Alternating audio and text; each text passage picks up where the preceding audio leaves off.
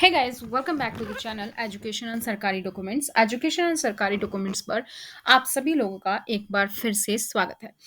तो दोस्तों, आधार सेंटर के लिए एग्जाम ऑपरेटर और सुपरवाइजर का लास्ट हमारे पास बचा है चैप्टर, जो कि हम 2 लेक्चर्स में करने वाले हैं क्योंकि इसमें क्वेश्चंस ज़्यादा है, 90 क्वेश्चन है।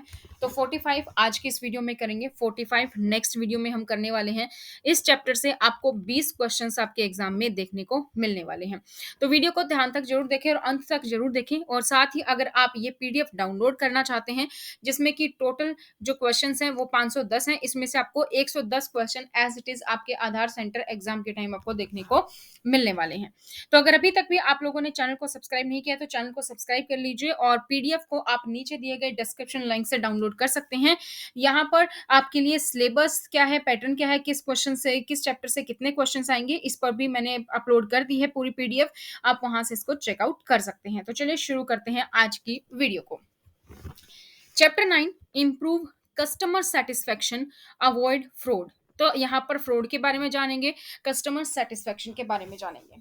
तो question number 1, operators supervisor name and contact number should be mentioned in the escalation matrix.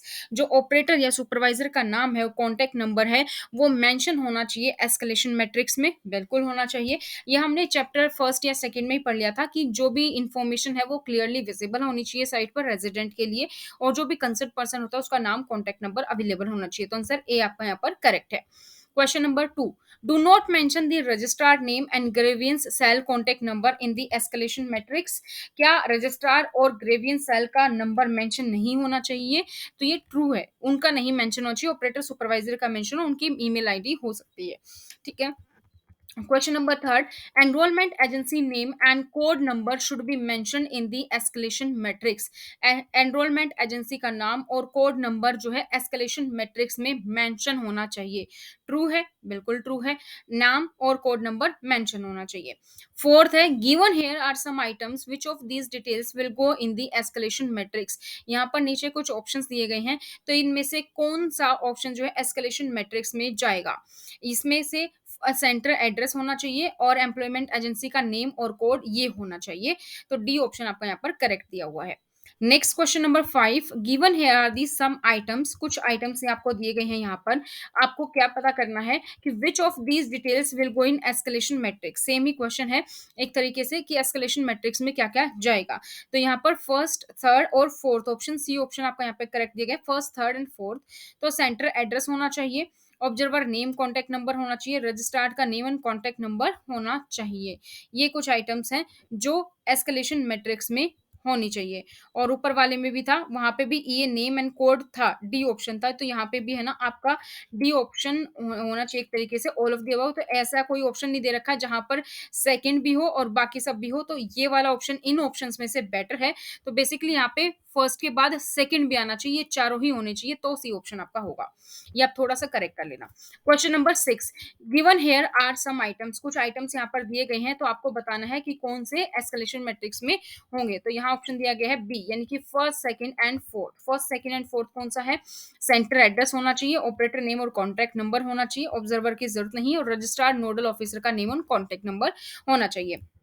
Question number 7, यहाँ पर भी आपको बताना है कि एस्केलेशन मैट्रिक्स में किस किस का नाम होगा। तो आप देखेंगे तो ये सारे होने चाहिए, सेंटर एड्रेस होना चाहिए, ऑपरेटर का नाम, कॉन्टैक्ट नंबर होना चाहिए, ग्रेवियंस सेल का कॉन्टैक्ट नंबर होना चाहिए, रजिस्ट्रार का नेम और कॉन्टैक्ट नंबर होना चाहिए। Given here are some statement, your task is to identify the correct statement. आपको करेक्ट स्टेटमेंट फाइंड करनी है। यहाँ पर कुछ स्टेटमेंट दी गई हैं। तो फर्स्ट स्टेटमेंट क्या कहती है? Operator should treat everyone equally even if there are senior citizens and differently abled resident. क्या ऑपरेटर को सभी को इक्वली ट्रीट करना चाहिए, चाहे कोई डिफरेंटली एबल हो या सीनियर सिटीजन हो? तो ये बिल्कुल करेक्ट है। In case of senior citizen, operator should collect only name and address, नहीं, उसके भी पूरे डॉक्यूमेंट्स लगेंगे।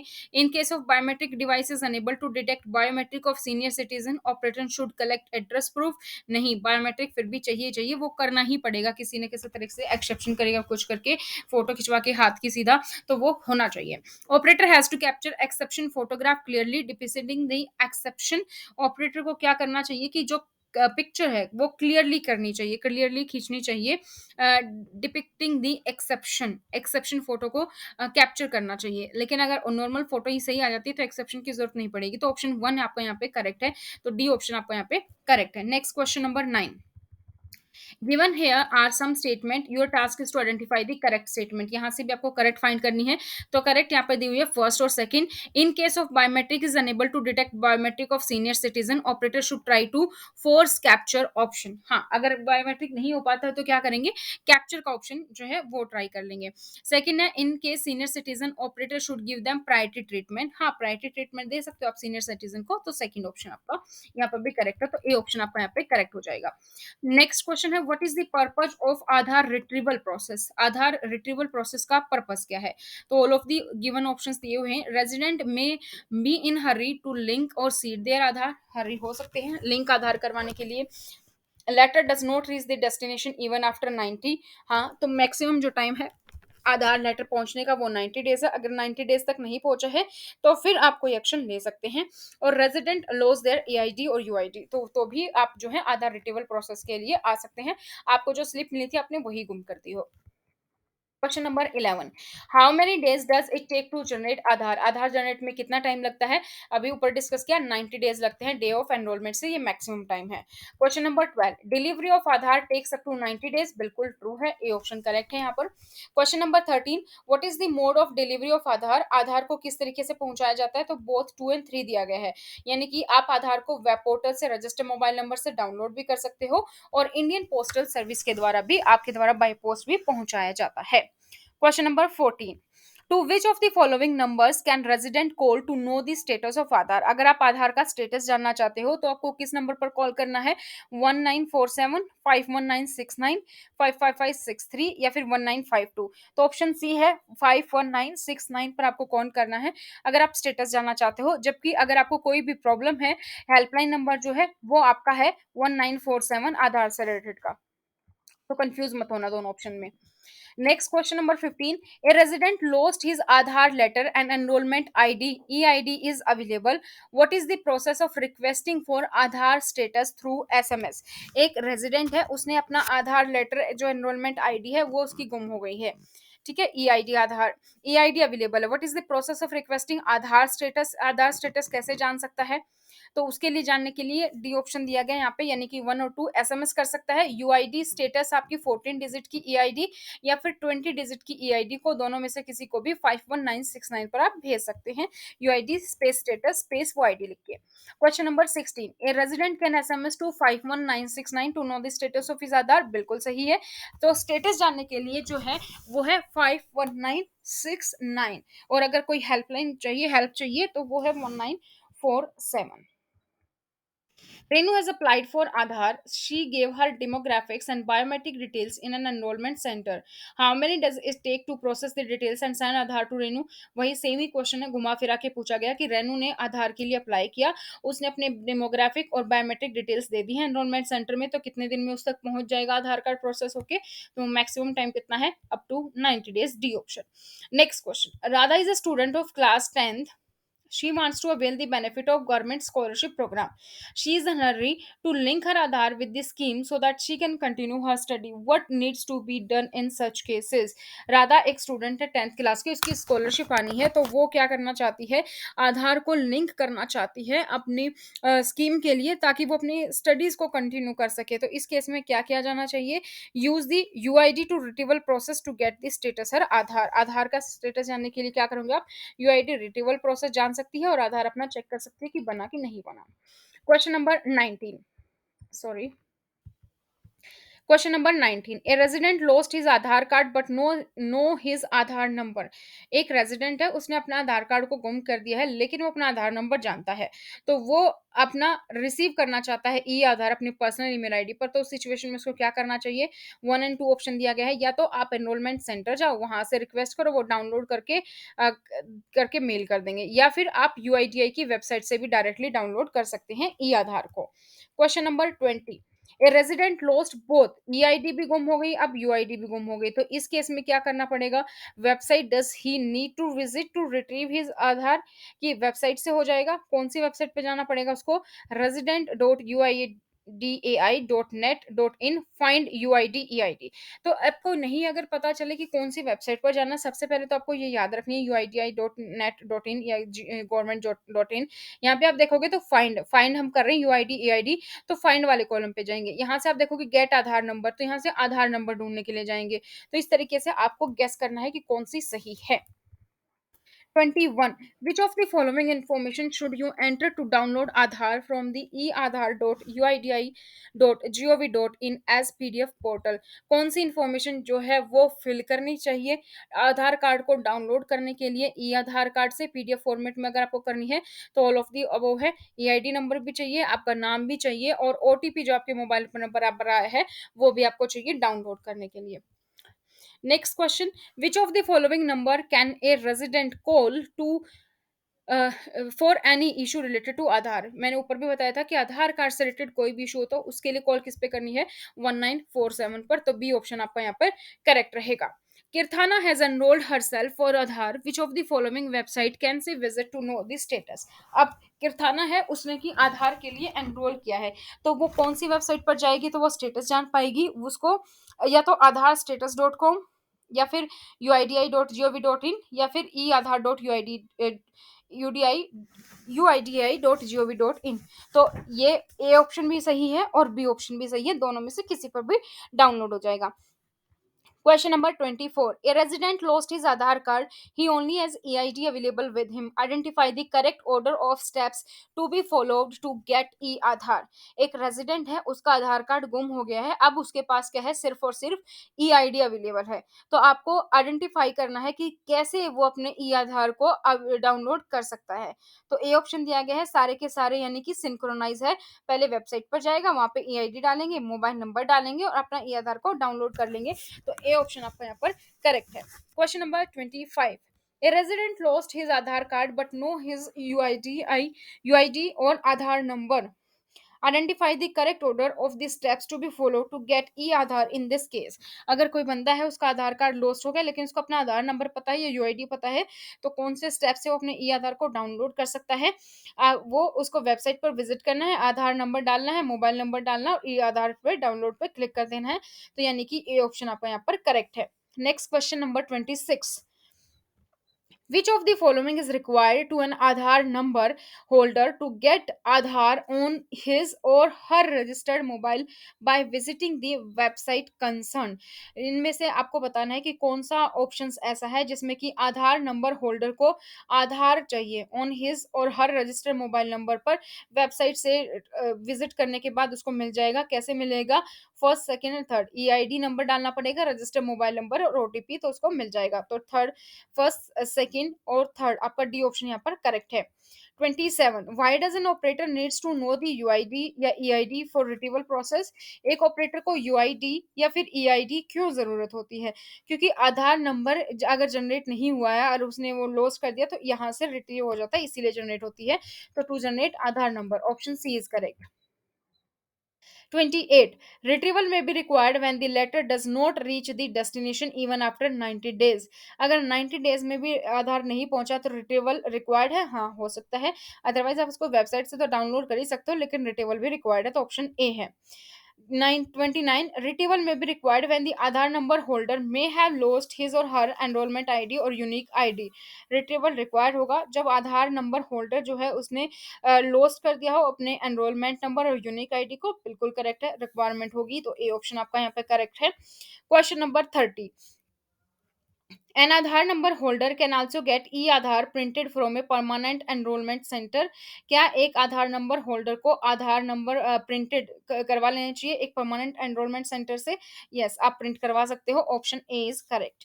31. इन which of the following cases UID retrieval process is helpful? निम्नलिखित में से कौन से केसेस में यूआईडी रिट्रीवल जो है वो हेल्पफुल है? तो ऑल ऑफ दी अबव लिखा हुआ। रेजिडेंट ने अगर लॉस कर दिया आधार तो भी हेल्पफुल है। रेजिडेंट को हर्री है अपना आधार कार्ड को लिंक करवाने के लिए किसी सर्विस से, तो भी रिट्रीवल प्रोसेस इज हेल्पफुल। और अगर आपका डेस्टिनेशन तक नहीं पहुंचा है, 90 डेज तक आपको घर पे नहीं मिला आधार, तो भी retrieval process is helpful. Question number 32. What is the full form of PEC? PEC की फुल फॉर्म आपको बतानी है। पीईसी क्या है? Permanent enrolment centre, option B is correct. Question number 33. What is the toll free number which an Aadhaar number holder can call to get his or her Aadhaar after answering some security questions asked by customer care executive?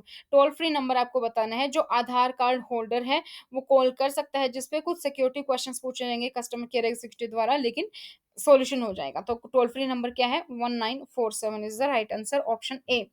Question number 34। Enrollment agency should use one password for multiple set of operator ID working under them। नहीं, एक password कभी भी नहीं होना चाहिए से multiple operator ID का, तो ये आपका रोंग है। 35। Enrolment agency should avoid force capture of biometrics of operator और supervisor during their onboarding. Enrolment agency को अवॉइड करना चाहिए force capture of biometrics operator का या सुपरवाइजर का ड्यूरिंग देयर ऑनबोर्डिंग। तो यस, फोर्स कैप्चर नहीं होना चाहिए, A option is correct. 36। Enrollment staff should enter NA या NA in the field where resident has not provided any data। तो ये बी फॉल्स है। एनरोलमेंट स्टाफ को जो मैंडेटरी फील्ड है वहां तो डिटेल्स ही होगा, जहां नहीं है मैंडेटरी फील्ड उसको ब्लैंक छोड़ देना चाहिए, नोट अप्लाइकेबल लिखने की जरूरत नहीं है। 37। Dash needs to proactively use find Aadhaar facility before any fresh enrolment to minimise the rejection. Operator और सुपरवाइजर को क्या करना चाहिए? प्रोएक्टिवली आधार फैसिलिटी कोई फ्रेश एनरोलमेंट कर रहे हैं तो मिनिमम रिजेक्शन हो उसके लिए उनको सारी डिटेल्स प्रोएक्टिवली चेक करनी चाहिए, तो ए ऑपरेशन ठीक होगा, ए ऑप्शन ऑपरेटर्स और supervisors. Question number 38। Enrolment staff should make sure dash to share mobile number in during the enrolment और अपडेट। एनरोलमेंट स्टाफ को ये मेक श्योर करना चाहिए कि मोबाइल नंबर शेयर करें एनरोलमेंट और अपडेट के टाइम, किसके साथ? रेजिडेंट्स के साथ। तो ऑप्शन सी यहाँ पर आपका करेक्ट है। Question number 39। Enrollment staff should deny any resident for enrollment in case of biometrics exception and poor quality fingerprints। Enrollment staff को क्या चाहिए कि उसको डिनाई करना चाहिए किसी भी रेजिडेंट को एनरोलमेंट करवाने के, इन केस ऑफ अगर बायोमेट्रिक नहीं हो पा रहा है या पुअर क्वालिटी फिंगरप्रिंट्स आ रहे हैं तो नहीं, कुछ ना कुछ करके आपको करना चाहिए, और अगर फिर भी नहीं आ रहा मैक्सिमम टाइम के बाद तो आपको वही सेव कर देना चाहिए, लेकिन आप रिजेक्ट नहीं करोगे या किसी को ये नहीं बोलोगे कि अभी नहीं करेंगे। 40। Enrollment staff should not ask any of the payment from the resident for fresh enrolment. Yes, fresh enrolment अगर आप करवाते हैं तो आप किससे कोई पेमेंट नहीं ली जाती है, तो option A true is right. 41। Enrolment staff should not re enrol residents without checking state of earlier enrolments of resident. Enrolment staff को री एनरोल नहीं करना चाहिए रेजिडेंट्स का पहले का स्टेटस चेक किए बिना। बिल्कुल सही है, अगर पहला ही बन गया उसने करवा लिया है तो अगर पहले में कोई प्रॉब्लम नहीं हुई है तब तक आपको दूसरा नहीं करना चाहिए apply. 42। Given priority treatment to differently able senior citizen pregnant ladies residents. Yes, priority आपको देनी चाहिए, डिफरेंटली एबल्ड हो या सीनियर सिटीजन या प्रेग्नेंट लेडीज तो उनको प्रायोरिटी ट्रीटमेंट दिया जा सकता है। 43। Give here are some statements which of them are correct. कुछ स्टेटमेंट यहाँ पर दी गई है, आपको बताना है कौन कौन सी करेक्ट है। तो यहाँ पर ऑप्शन ए दिया गया, थर्ड एंड फोर्थ करेक्ट है, तो थर्ड फोर्थ पढ़ लेते हैं। Do not re enrol residents without checking the status of earlier enrolments of resident, कि दोबारा से जो पहले एनरोलमेंट्स हैं उनका स्टेटस चेक किए बिना दोबारा से री एनरोल ना करें। और फोर्थ ऑप्शन क्या कहता है? फोर्थ ऑप्शन कहता है give priority treatment to differently abled senior citizen और प्रेग्नेंट लेडीज। प्रायोरिटी ट्रीटमेंट देना चाहिए, किस किस को प्रायोरिटी ट्रीटमेंट देना चाहिए? सीनियर सिटीजन है या प्रेग्नेंट लेडीज है या कोई फिजिकली हैंडीकैप है तो उसको। Question number 44। Given here are some statements which of them are correct. आपको बताने की कौन सी स्टेटमेंट यहाँ पर करेक्ट है, तो ऑप्शन सी दिया हुआ है, यानी कि फर्स्ट और थर्ड आपका करेक्ट है। तो फर्स्ट स्टेटमेंट क्या कहती है? Do not use one password for multiple set of operator ID. बिल्कुल, बहुत सारे ऑपरेटर आईडी के लिए सेम पासवर्ड नहीं यूज किया जाना चाहिए। थर्ड क्या कहता है? No two operator should have same operator ID, और दो बंदों की भी सेम ऑपरेटर आईडी नहीं होनी चाहिए। क्वेश्चन नंबर 45, आज की इस वीडियो का last question. Given here are some statements which of them are correct. नीचे दिए गए कुछ स्टेटमेंट है उसमें से आपको बतानी है कौन सी करेक्ट है। तो registrars need to proactively use find Aadhaar facility before any fresh enrolment to minimise the rejection. Yes, बिल्कुल ये वाली स्टेटमेंट आपकी करेक्ट है आपको बतानी कौन सी करेक्ट है। तो रजिस्टर्ड को प्रोएक्टिवली यूज करना चाहिए find Aadhaar facility any enrolment से पहले मिनिमाइज करने के लिए रिजेक्शन। सेकंड कहती है कि encourage residents to share mobile number, email ID, ये बिल्कुल एनकरेज करना चाहिए। सेकंड वाला आपका करेक्ट है, फर्स्ट वाला नहीं।